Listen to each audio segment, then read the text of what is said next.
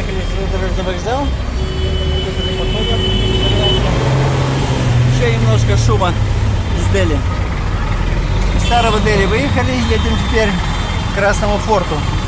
Но на тук-туке мы не доедем, надо будет пересесть на машину. Я говорю, нашего гида, как ты найдешь свою машину? А он говорит, у меня машина в телефоне. Вот как они ездят. Кто приехать, надо гудеть. Кто громче гудеть, тот и прав.